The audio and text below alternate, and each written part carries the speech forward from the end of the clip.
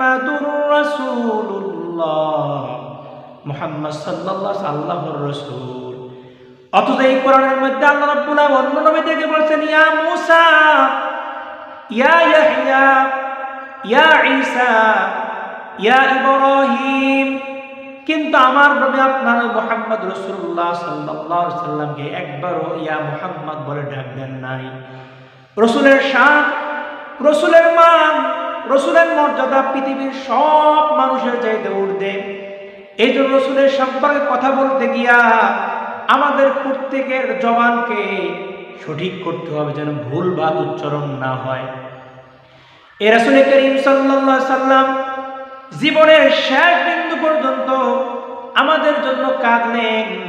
সেই নবীর জন্য যদি আমরা অসম্মানজনক কথা বলি, অসম্মানজনক বাক্য উচ্চারণ করি, কিয়ামতের কঠিন ময়দানে আল্লাহ রাব্বুল আলামিন আমাদের কঠিন আযাব দিবেন, গজব দিবেন।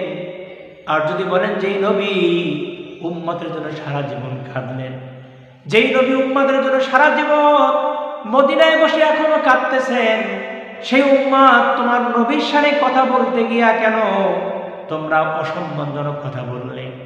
এই কিয়ামতের ময়দানে আর কোনো জবাব থাকবে না। এজন্য বাংলাদেশের প্রত্যেকটা ইমানদার মুসলিমদেরকে সতর্ক হতে হবে। রাসূলের সাথে কোনো কথা বলতে গিয়া ভুল কোনো তথ্য দেওয়া যাবে না, শব্দ প্রয়োগ করা যাবে না।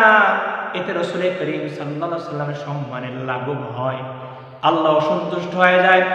আল্লাহ রাব্বুল আলামিন যেন কোরআনে বলেছেন ওয়া রাফা'না লাকা যিকরাক, নবী হে আমি আপনার শানকে, মানকে অনেক বুলন্দ করেছি। আসমান জমিনে আপনার মতো সম্মানিত মানুষ আমি আল্লাহ কিয়ামত পর্যন্ত বানাই নাই, আর বানাবো না। এজন্য রাসূলকে মহব্বত করতে হবে, রাসূলকে ভালোবাসতে হবে হৃদয়ের সমস্ত ভালোবাসা দিয়া, তবেই রাসূলের উম্মত দাবি করা যাবে, নচেত উম্মত দাবি করার সুযোগ নাই। ও ভাইরা আমার, আজ বাংলাদেশে কত বক্তা নামের তক্তা রাসূলের সাথে কথা বলতে গিয়ে সম্মান রক্ষা করতে পারে না, বিভিন্ন শব্দ প্রয়োগ করে। এটা অত্যন্ত বেদনাদায়ক, দুঃখজনক। এজন্য আমাদের প্রত্যেককে রাসূলের সাথে কথা বলতে গিয়া সতর্ক হতে হবে, সাবধান হতে হবে, যেন কোনো ভুল বাক্য, কোনো ভুল শব্দ যেন রাসূলের সামনে প্রয়োগ না হয়।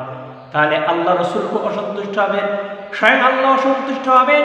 কিয়ামতের ময়দানে শাফাআতের কোনো সিস্টেম থাকবে না। এজন্য আমাদের প্রত্যেক ইমানদার মুসলিম, সাধারণ পাবলিক, বক্তা, আলেম ওলামা সবাইকে রাসূলের সাথে কথা বলতে গিয়ে যথার্থ সম্মান প্রদর্শন করতে হবে, যথার্থ সাবধানতা অবলম্বন করতে হবে। নচেত কিন্তু কঠিন আযাব গজব আছে, সে আযাব থেকে আপনি আমি কেউ বাঁচতে পারবো না। আল্লাহ আমাদের প্রত্যেকে তৌফিক দান করুন, আমিন।